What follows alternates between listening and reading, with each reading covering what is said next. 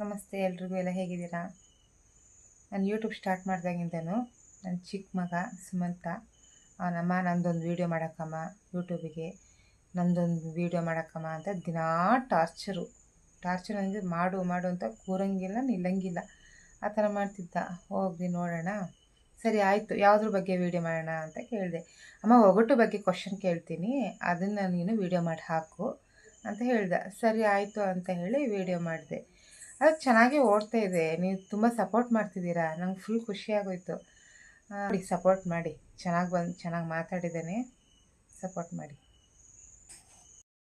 ಅಲ್ಲ ಗೈಸ್, ನನ್ನ ಹೆಸರು ಸುಮಂತ. ವಿಡಿಯೋ ಬಂದಿದ್ದಲ್ಲ ಮೊನ್ನೆ ನಾನು ವಿಡಿಯೋದಲ್ಲಿ ಕ್ವಶನ್ ಮತ್ತೆ ಹೇಳಿದ್ದು ಆನ್ಸರ್ ಇಲ್ಲ. ಈಗ ಹೇಳ್ತೀನಿ ನೋಡಿ. ಕ್ವಶನು 8 ಕಾಳು ಒಂದೇ ಕಣ್ಣು, ತಿಕ್ಕ ಆನ್ಸರು ಆಟೋಪಸ್ಸಲ್ಲಿ 8 ಕಾಲು ಒಂದೇ ಕಣ್ಣು. ಸೆಕೆಂಡಿಗೆ ಹೋಗೋಣ ಬರ್ರಿ. ಕಣ್ಣು, ಮೂಗು, ಬಾಯಿ, ಕಿವಿ, ಕೈ ಎಲ್ಲ ಇದೆ, ಜೀವ ಮಾತೆ ಇಲ್ಲ. ನಾನು ಯಾರು? ಅದು ಆನ್ಸರ್ ಎಲ್ಲ ಗೊಂಬೆಯಲ್ಲಿ ಕಣ್ಣು, ಮೂಗು, ಕಿವಿ ಎಲ್ಲ ಇರುತ್ತೆ, ಜೀವ ಮಾತಿರಲ್ಲ. ಆಯ್ತಾ? ಈಗ ಇನ್ನೊಂದು ನೋಡೋಣ. ಇನ್ನೊಂದು ಕ್ವಶನ್ ಆನ್ಸರ್ ಕೇಳ್ತೀನಿ, ಆನ್ಸರ್ ಇನ್ನೊಂದು ವಿಡಿಯೋ ಮಾಡಲ್ಲ, ಇದೇ ವಿಡಿಯೋ ಮಾಡಲ್ಲ, ಇದೇ ವಿಡಿಯೋ ಮಾಡ್ತೀನಿ ಬಿಡಿ. ಕ್ವಶನ್: ಬೆಳ್ಳಿ ತಿಂತೀವಿ, ಚಿನ್ನ ಬಿಸಾಕ್ತೀವಿ, ನಾನೇ ಯಾರು? ಆನ್ಸರ್ ಅಲ್ಲ, ಇದು ಬಾಳೆಹಣ್ಣಲ್ಲಿ ಎಲ್ಲ ಕಲರ್ ಇರುತ್ತೆ ಮೇಲೆ, ಅದು ಚಿನ್ನ. ಬಿಸಾಕ್ತೀವಿ ಬೆಳ್ಳಿ ಒಳಗಿರುತ್ತೆ ನೋಡಿ, ಬಾಳೆಹಣ್ಣೊಳಗೆ ಇದು ಅದು ತಿಂತೀವಿ ನೋಡಿ, ತಿಂತಿತ್ತಾನೆ ಬಾಳೆಹಣ್ಣು. ಅಷ್ಟು ಇನ್ನೊಂದು ತಗೋಣ. ಹುಟ್ಟುವಾಗಿಂದ ಟೊಪ್ಪೆ ಹಾಕಿರುತ್ತೆ ಮಗು, ನಾನು ಯಾರು? ಬದನೆಕಾಯಿ. ಅದೇ ಆನ್ಸರ್, ಬದನೆಕಾಯಿ. ಅದು ಮೇಲೆ ಟೋಪಿ ಇರತ್ತಾನೆ. ಲೈಕ್ ಮಾಡಿ, ಶೇರ್ ಮಾಡಿ, ಸಬ್ಸ್ಕ್ರೈಬ್ ಮಾಡಿ, ಎಲ್ಲರಿಗೂ ಹಂಚಿ. ಬೈ. ಇನ್ನೊಂದ್ಸತಿ ಸಿಗೋಣ, ಬಾಯ್. ಒಗಟು ಬಿಡಿಸೋದ್ರಿಂದ ನಮಗೇನು ಪ್ರಯೋಜನ ಅಂತ ನೋಡೋದಾದರೆ, ಫಸ್ಟ್ ಒನ್ನು, ಮೆದುಳಿಗೆ ಒಳ್ಳೆಯ ವ್ಯಾಯಾಮ ಆಗುತ್ತೆ. ಹೇಗಪ್ಪ ಅಂದರೆ, ಒಗಟುಗಳನ್ನು ಬಿಡಿಸೋಕ್ಕೆ ಯೋಚನೆ ಮಾಡಬೇಕು ಅಲ್ವಾ, ಇದರಿಂದ ಮೆದುಳಿಗೆ ಕೆಲಸ ಜಾಸ್ತಿ ಆಗುತ್ತೆ. ಎರಡನೇದು, ಸಮಸ್ಯೆ ಬಗೆಹರಿಸೋ ಶಕ್ತಿ ಬರುತ್ತೆ. ಹೇಗಪ್ಪ? ಒಗಟು ಬಿಡಿಸೋಕ್ಕೆ ಹಲವು ಬಾರಿ ಪ್ರಯತ್ನ ಮಾಡ್ತಿರ್ತಾನೆ, ಯೋಚನೆ ಮಾಡ್ತೀವಿ. ಪ್ರಯತ್ನ ಪಟ್ಟು ಅವಾಗ ಏನಾಗುತ್ತೆ, ನಮಗೆ ಏನಾದರೂ ಸಮಸ್ಯೆ ಬಂದರೆ ಆ ಸಮಸ್ಯೆಗಳನ್ನು ಬಗೆಹರಿಸೋ ಶಕ್ತಿ, ಅಂದರೆ ಅಷ್ಟು ಕ್ರಿಯೇಟಿವ್ ಆಗಿರುತ್ತೆ ನಮ್ಮ ಮೆದುಳು. ಆಗ ನಾವು ಎಲ್ಲ ರೀತಿ ಯೋಚಿಸೋದನ್ನು ಕಲಿತೇವೆ. ಇದಕ್ಕೆ ಉತ್ತರ ಏನಿರ್ಬೋದು ಅಂತ ಯೋಚನೆ ಮಾಡ್ತೀವಿ. ಇದರಿಂದ ನಮ್ಮ ಬ್ರೈನ್ ಚುರುಕಾಗುತ್ತೆ. ಮೂರನೇದು ನೋಡೋದಾದರೆ, ತಲೆನೋವು, ಒತ್ತಡ ಕಡಿಮೆ ಆಗುತ್ತೆ. ಒಗಟು ಬಿಡಿಸೋದ್ರಿಂದ ನಮ್ಮ ಮೆದುಳು ಮನಸ್ಸಿನಿಂದ ಕುಳಿತು ಯೋಚಿಸೋದ್ರಿಂದ ರಿಲ್ಯಾಕ್ಸ್ ಆಗುತ್ತೆ. ಬೇಡದ ವಿಷಯ ಹತ್ತಿರ ಸುಳಿಯೋದಿಲ್ಲ, ಮನಸ್ಸು ಶಾಂತವಾಗಿರುತ್ತೆ.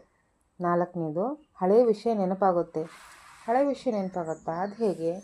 ಒಗಟುಗಳನ್ನು ಶಬ್ದ ಸಂಖ್ಯೆಗಳಲ್ಲಿಯೂ ಸಂಬಂಧ ಇರುತ್ತೆ. ಈ ಮೂಲಕ ಹಳೆ ಓದಿದ ವಿಷಯ ನೆನಪು ಬರುತ್ತೆ. ಅಂದರೆ ನಾವು ಈಗ ಏನಾದರೂ ಒಗಟು ಬಿಡಿಸೋದಂದರೆ ಅದು ಒಂದು ಸ್ವಲ್ಪ ಲಾಜಿಕ್ ಆಗಿರುತ್ತೆ. ಒಗಟುಗಳು ನೇರವಾಗಿ ಏನಿರಲ್ಲ.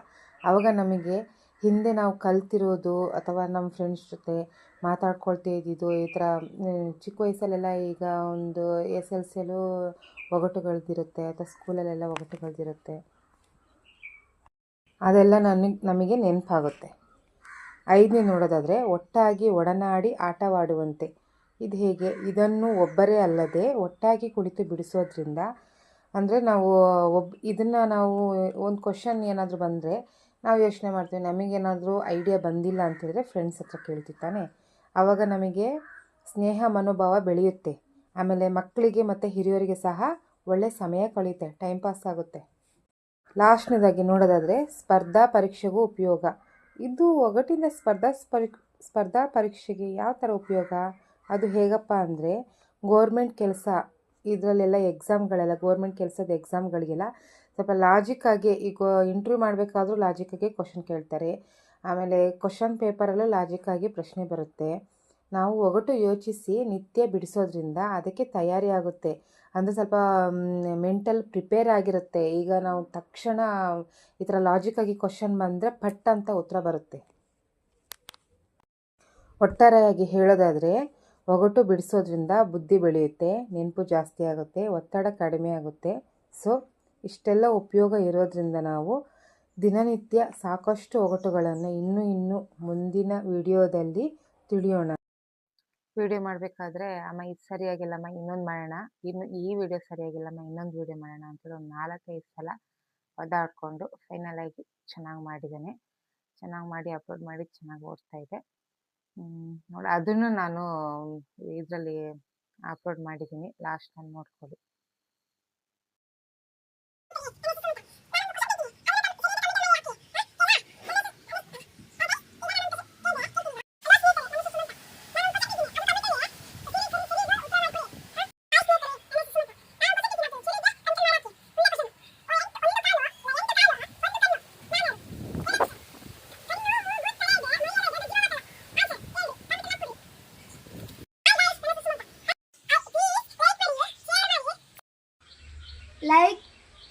ಲೈಕ್ ಮಾಡಿ, ಸಬ್ಸ್ಕ್ರೈಬ್ ಮಾಡಿ.